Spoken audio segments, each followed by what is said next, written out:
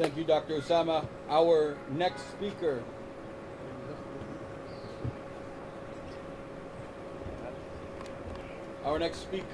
is Robert McCaw from CARE. Bismillahirrahmanirrahim. In the name of God, the most compassionate, the most merciful. Good morning. My name is Robert McCaw. I am the Government Affairs Director for the Council on American Islamic Relations. We are not here to welcome a guest. We are here to expose a war criminal. We're here because our government behind us is rewarding genocide with weapons, with money, and with silence. President Trump promised to end unnecessary foreign entanglements, claiming that he would be the president of peace, that only he could deliver a ceasefire to Gaza, a ceasefire that Netanyahu broke.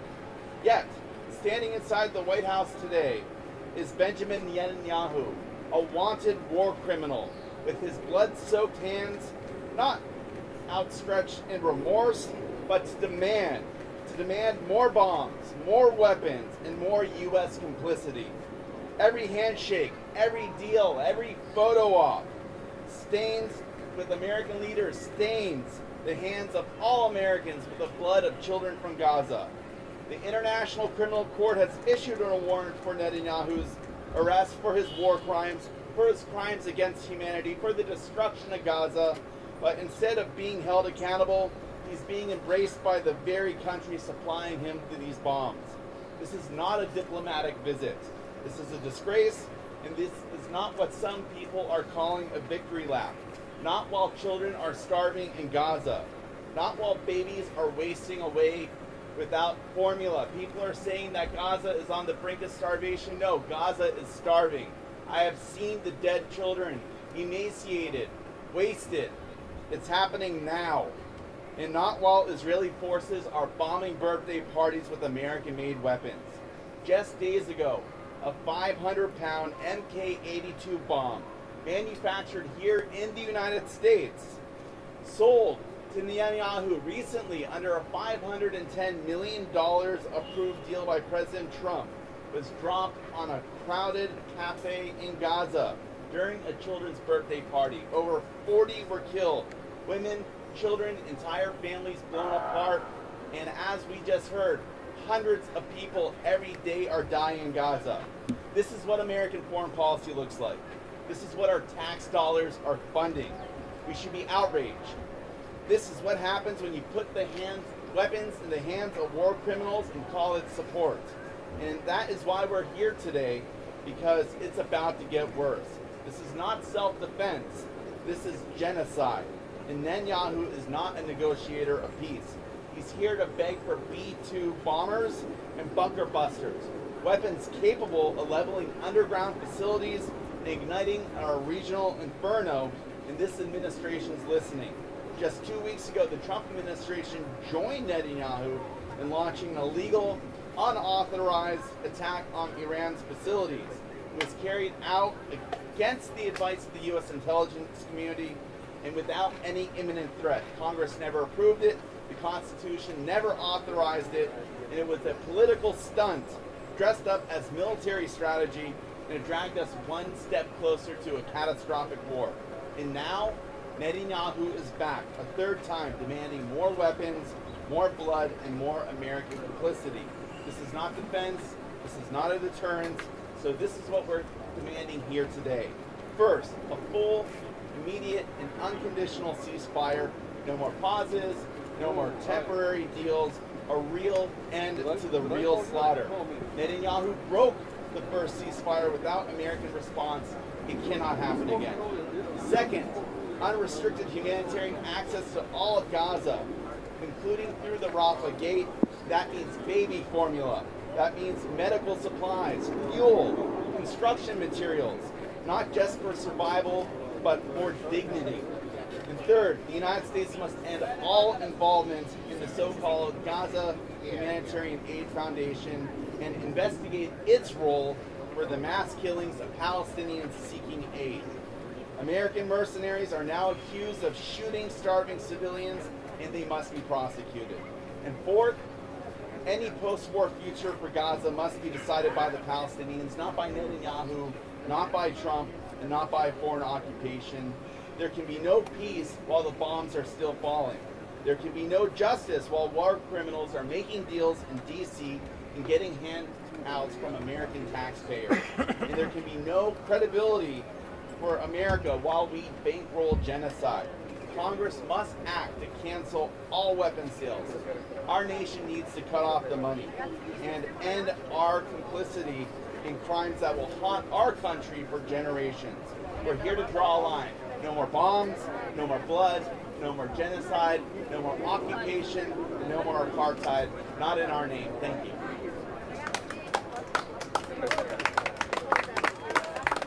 Thank you, Robert. Our next speaker is Sara from the Palestinian Youth Movement.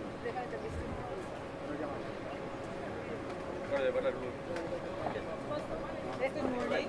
I'm a member of the Palestinian Youth Movement, a transnational independent grassroots organization of Palestinian and Arab youth in the diaspora fighting for the liberation of our land from Zionism and imperialism. Today will be the third time that Benjamin Netanyahu meets with President Trump while in office, and his fourth visit to the United States since the beginning of the U.S.-Israeli genocide in Gaza. This will also be his third trip to the U.S. since the International Criminal Court issued an arrest warrant for Netanyahu for his war crimes committed in Gaza. Netanyahu belongs in The Hague and not in Washington, D.C., where Trump and top U.S. officials are rolling out the red carpet for him once again. He's also here escaping testimony for his corruption trial, which Trump denounced, and Netanyahu is here evading accountability from his own government, attempting to influence the case from abroad.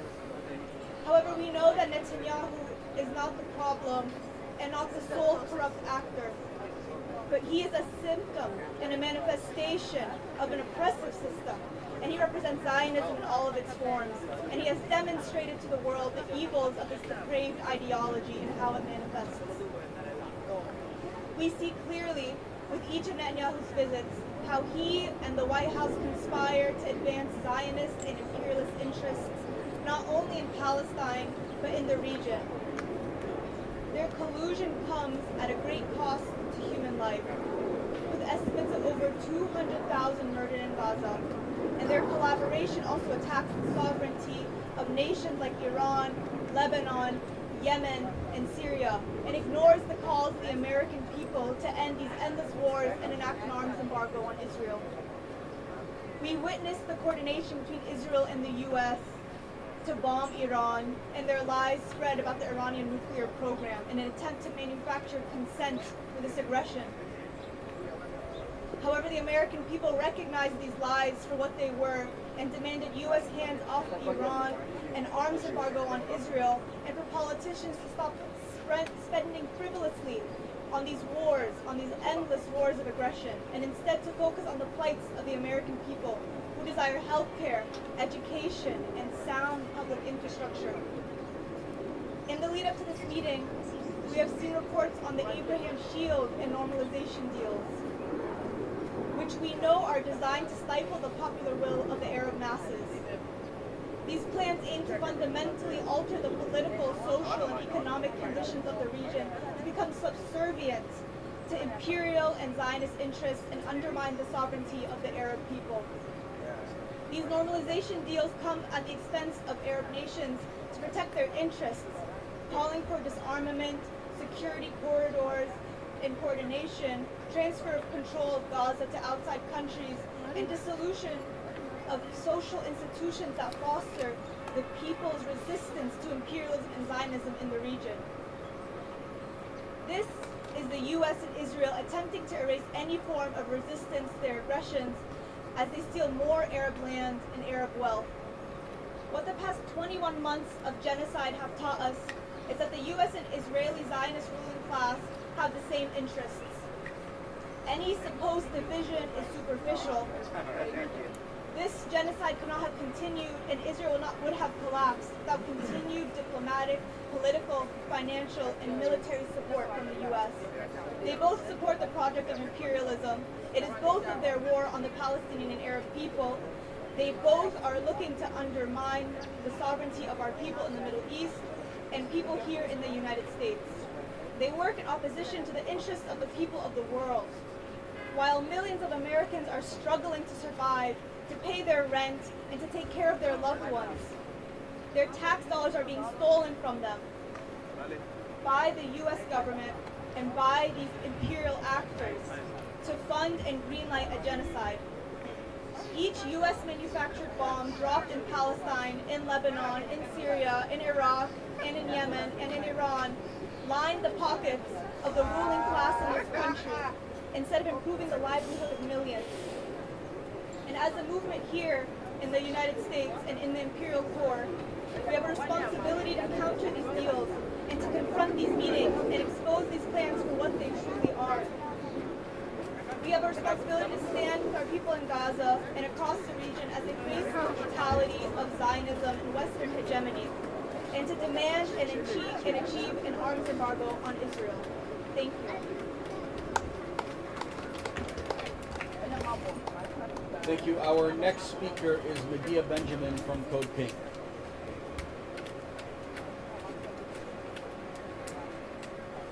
I don't know how people ignore what's been happening in Gaza. I guess they don't wake up like many of us do to look at how many people have been killed the night before.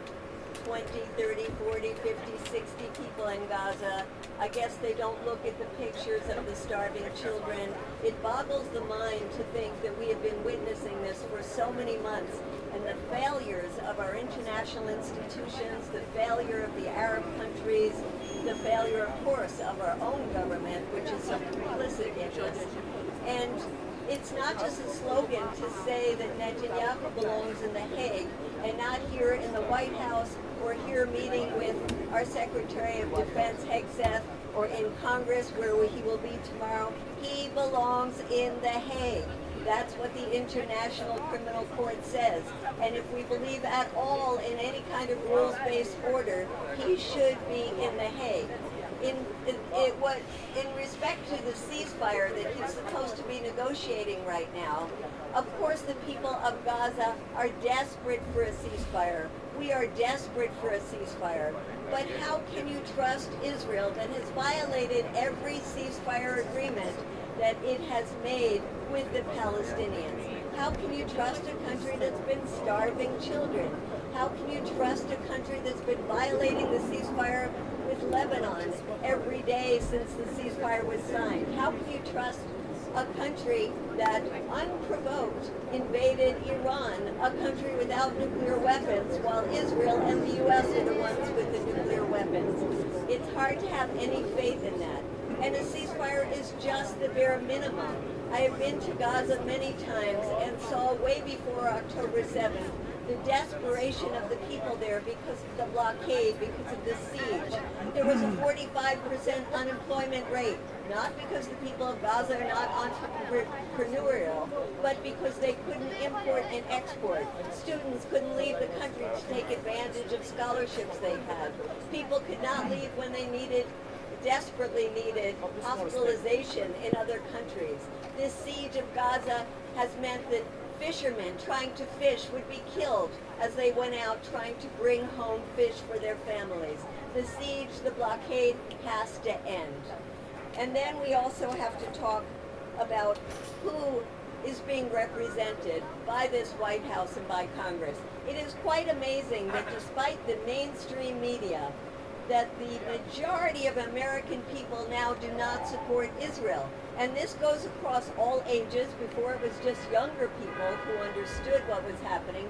Now it's all age groups. It's Republicans, Democrats, independents.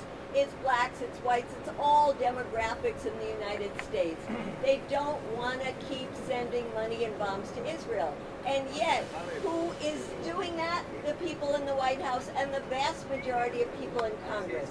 They are representing the weapons industry, the tech industry. They are representing the lobby groups like AIPAC. And when they say America first, it is a lie, because sending billions and billions of our dollars to a genocidal regime is not America first. So we are here to say, send Netanyahu to The Hague, end the blockade of Gaza and end the complicity with our U.S. government with a genocidal regime. Start representing the American people, not Israel. Thank you. Thank you, Medea. Our next speaker is Reverend Hagler.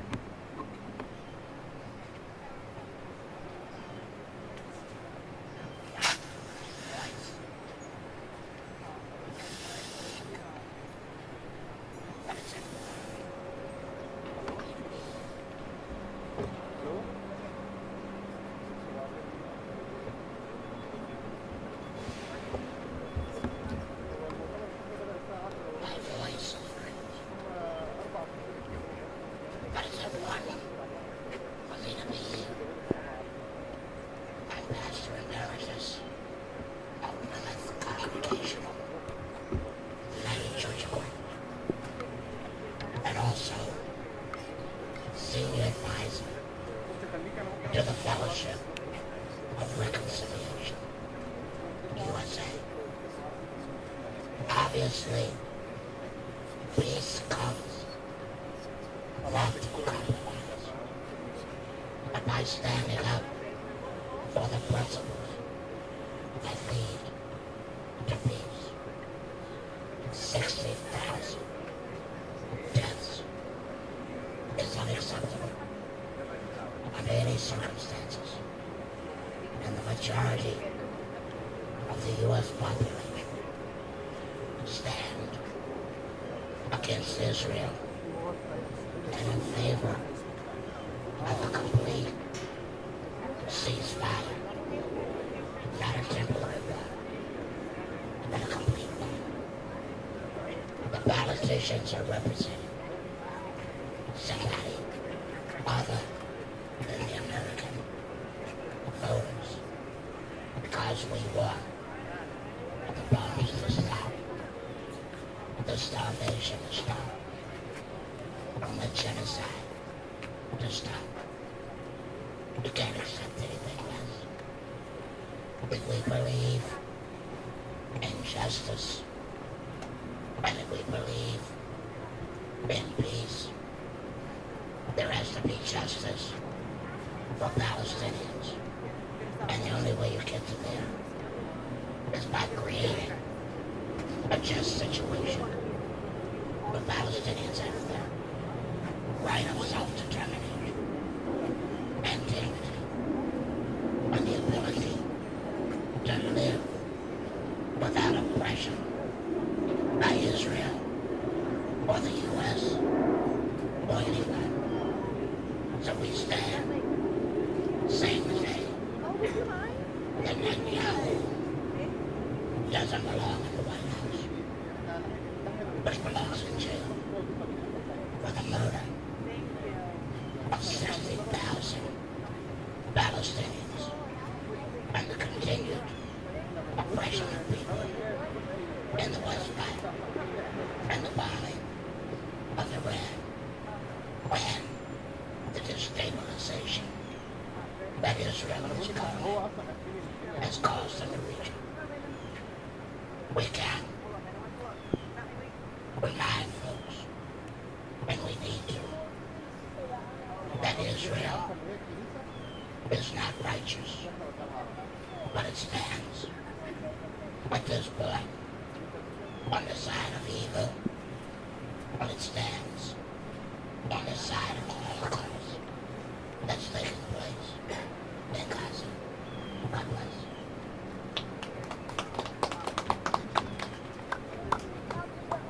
Thank you, Reverend Hagler. Our final speaker of the day is Rabbi David Feldman.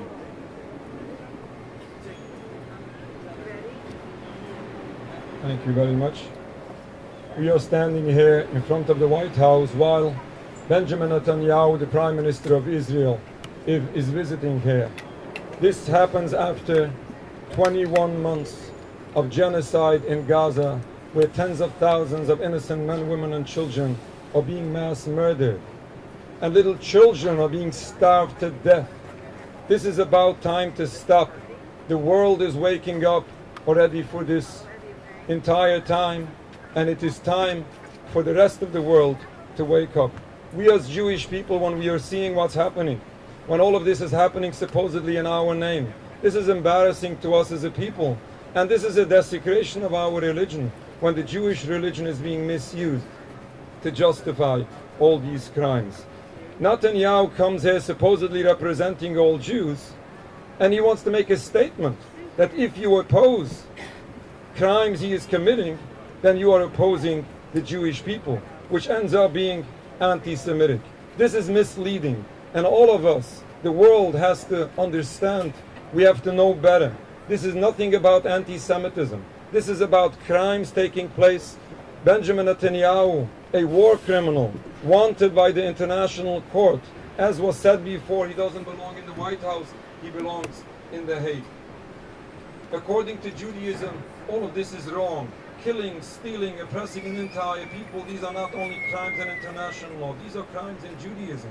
We have to remember that anti-Zionism is not anti-Semitism in any way. Judaism and Zionism is not the same. Judaism is a religion, while Zionism is a purely political movement, should never be conflated. When you conflate the two, you're not only doing an injustice to Palestine when you're silencing the voice of the righteous to speak up for the oppressed, but this is doing wrong for the Jewish people as well, because this is making a statement as if all Jews are accountable to what is happening. What is going on is destructive to everyone. It's a nakba, it's a catastrophe for Palestine, and it's a danger to the Jewish people. Netanyahu is not here for a self-defense of the Jewish people. This movement of Zionism is offensive from day one. This is criminal from day one. This is doing so much harm to humanity from day one, and this needs to stop. We are here demanding a ceasefire, not this ceasefire that we were experiencing for the past months. As was said before, Israel is not to be trusted with a ceasefire.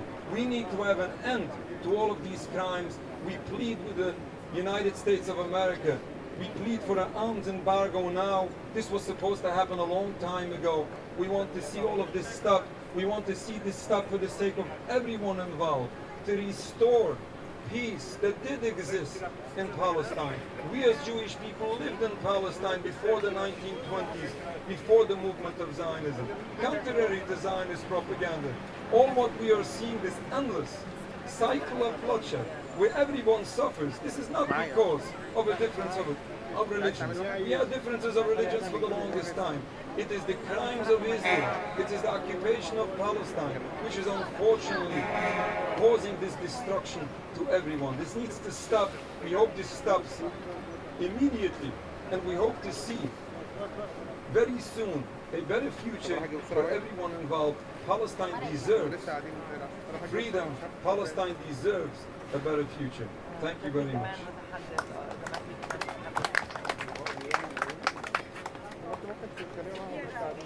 Thank you to all our distinguished speakers. I would now like to open it up for any questions from the media for any of our speakers. Yes. Oh, I'm sorry. I wanted to do it one-on-one, but You can do that afterwards. Okay. That's not a problem. Yeah, I don't. If there are no questions, feel free to connect with our speakers afterwards. Once again, American Muslims for Palestine, the national organization that is dedicated to advancing the movement for justice in Palestine here in the United States. We thank you all for your participation, and please, we ask you all to keep up with our upcoming statements, our upcoming actions. There will be a protest here tonight, co-organized by American Muslims for Palestine and others that will be protesting the meeting later on today. That will be at 6 p.m. for those who would like to join.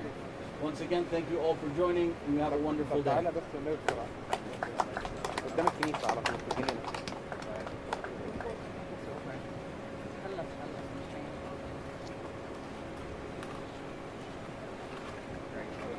طب انت عايزة هعمل مقابلة مع واحد انا اصلا المايك بتاعنا ما عملش قعدة مايك ولا اي حاجة، ده انا هطلب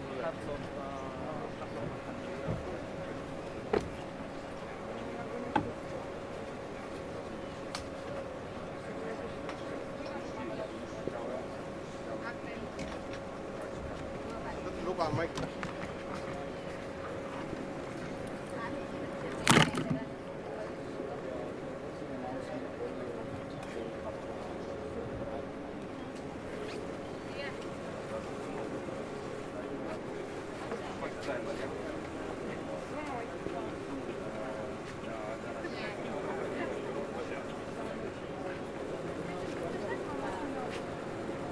وين أحسن نعمل المقابلة؟ كان ما هو كل واحد. قصدي نجيبهم لهون ولا تروح أنت لعندهم؟ لا نروح لهم بقى وناخد الوايت هاوس في ظهرهم. Yeah, hey, it's Frank. This news conference is over with, and I'm powering down. I'm sorry? They're not till 6 o'clock tonight.